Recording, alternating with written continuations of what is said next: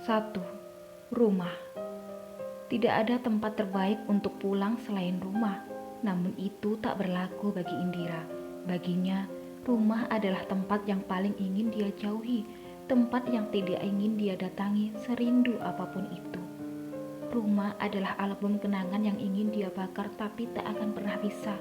Seperti sebuah album, ada tawa dan air mata yang tersimpan, dan Indira tak bisa menghapus tawa di rumah ini. Setelah berdiri cukup lama di depan gerbang yang masih cukup bersih, Indira memutuskan segera menghapus jarak. Diraihnya beberapa kunci dengan gantungan karet rambut dari tas selempang hitam. Dengan tangan sedikit bergetar, dia membuka gembok dan melebarkan pintu gerbang. Langkahnya tak bertambah, kakinya masih terpaku seiring matanya yang membeku. Dari sini dapat dia temui halaman yang luasnya tak seberapa tengah ditumbuhi rumput liar. Bunga mawar dan anglonia yang dulu selalu terawat kini tumbuh subur tak berbentuk. Perempuan dengan celana jeans hitam dan kemeja senada itu menarik napas sedikit kasar. Kepalanya menggeleng pelan. Memangnya apa yang dia harapkan? Dia mau merawat rumah mereka. Lagi-lagi rasa itu datang. Indira cepat-cepat mengusir sesuatu yang mengimpit dadanya. Fiuh, minimarket ternyata jauh juga dari sini. Untung tadi bawa motor. Sebuah suara cempreng menyadarkan Indira. Perempuan itu menoleh dan disambut dengan cengiran lebar. Indira terlalu sibuk dengan pikirannya hingga tak mengetahui kedatangan seseorang. Ketemu? Tanya Indira dengan menaikkan sebelah alis. Perempuan yang masih mengenakan helm itu mengangguk. Apa sih yang aku nggak bisa, Ra? Sebentar, aku masukin dulu motornya. Tanpa menunggu balasan, perempuan dengan celana jeans biru gelap dan jaket denim itu meninggalkan Indira yang masih membeku di tempatnya berdiri. Mata Indira kembali menoleh, menemukan bangku kayu yang mulai kusam termakan cuaca. Nyeri di dadanya bertambah hebat. Satu air mata lolos begitu saja tanpa bisa dia cegah. Buru-buru tangannya mengusap mata. Kamu sudah janji enggak akan nangis lagi, Ra. Kok enggak masuk? Anginnya mulai enggak bersahabat nih. Indira tergagap. Iya, ini mau masuk. Tadi tiba-tiba keinget dia. Tanpa menoleh, Indira menyeret kakinya mendekati pintu. Tangan kirinya sibuk merogoh tas. Perempuan di belakangnya mengerjap, menyadari siapa yang dimaksud Indira. Lama dia menatap tubuh mungil yang merunduk mencari sesuatu. Nyari apa, Ra? Tanyanya memastikan tebakannya tidak salah. Kunci, Uti. Alis perempuan yang dipanggil Uti itu menyatu. Kunci yang ada di tangan kananmu bukan? Ya ampun, ternyata sudah kukeluarkan. Indira terbejang seraya menggeleng pelan. Makasih ya Astuti. Indira tersenyum tulus, tapi tidak dengan lawan bicaranya. Perasaan aku udah bolak-balik ngingetin, jangan panggil aku Astuti, Ra.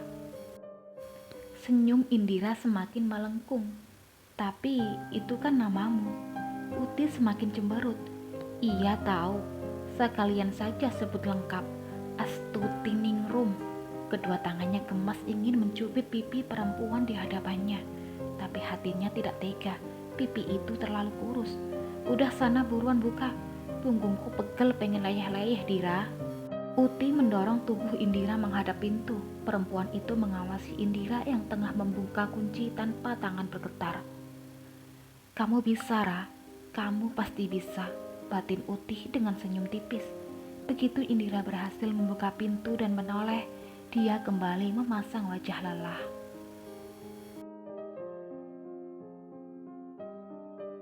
Nah, aku tidur di mana? Kini giliran alis Indira yang menyatu. Kamu mau kita tidur terpisah? Tanya Indira ragu.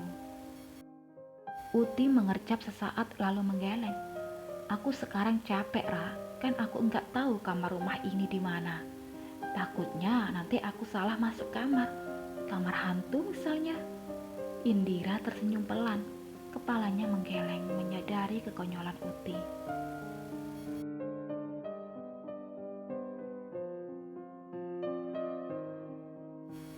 Enggak akan ada hantu. Kalaupun ada, aku berharap Itu hantunya Janu. Pandangan Indira menerawang. Entah apa yang dipikirkan perempuan itu, Uti tidak suka. Ra, tunjukin kamarnya. Atau aku tiduran di sofa ini aja kali ya. Uti mendekati sofa panjang yang tertutup kain hitam. Setelah membuka kain tersebut, dia menepuk pelan permukaan sofa. Masih lembut, Uti menerjang permukaan sofa dengan pantatnya. Dan empuk. Perempuan itu meletakkan ranselnya di lantai dekat sofa dan bersiap telentang, tapi suara Indira menggagalkan niatnya. Bantu bersih-bersih dulu dong, Ti. Tahu seperti apa sosok Indira, Uti tak lagi membantah. Dia melepas jaket denimnya dan meletakkan di bahu sofa. Jadi, dari mana kita akan mulai proyek bedah rumah ini, Kapten?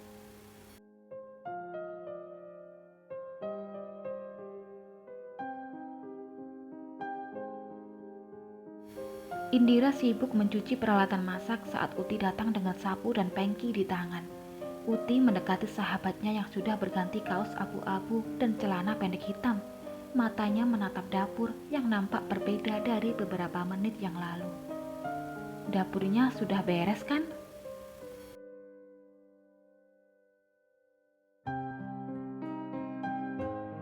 Indira tak menoleh.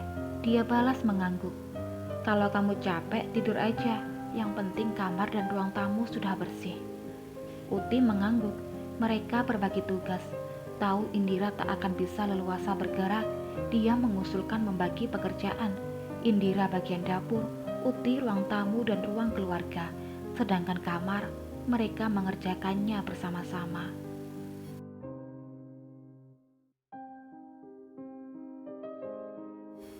Sebenarnya rumah ini tidaklah terlalu besar, hanya saja terlalu lama ditinggalkan, dan Indira yang terbilang sangat suka kebersihan membuat acara bersih-bersih sedikit lebih lama dari yang Uti perkirakan. Matahari hampir tenggelam saat Uti membuang sampah terakhir di luar rumah.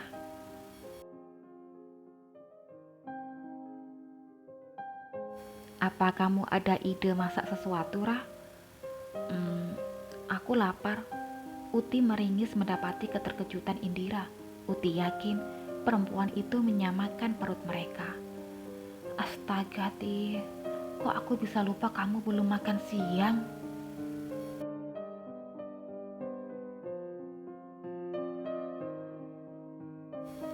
Indira ingat begitu tiba di dekat rumahnya, Uti mengajaknya makan siang. Tapi perempuan itu menolak. Dia beralasan ingin segera sampai. Karena tidak ingin mengecewakan sahabatnya, Uti menurut dan berpamitan ke minimarket terdekat untuk membeli cemilan.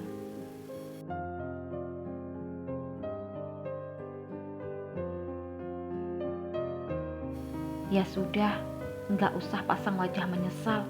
Yang penting sekarang bagaimana? Kamu masak atau kita beli? Uti meletakkan sapu dan pengki di sudut dapur dan lalu mengambil air minum di dekat kulkas yang baru dinyalakan beberapa jam yang lalu.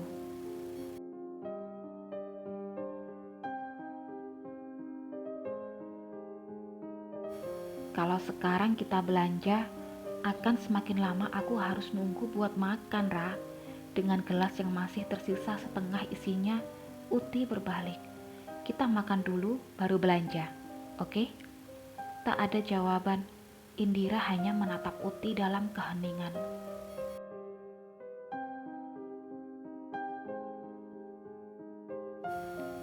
Ra, kedua mata Indira mengerjap. Oke. Senyum tak dapat Uti tahan. Meski Indira masih banyak melamun, tapi perempuan itu tak menolak diajak makan. Sesuatu yang jarang sekali Indira lakukan sejak kejadian itu.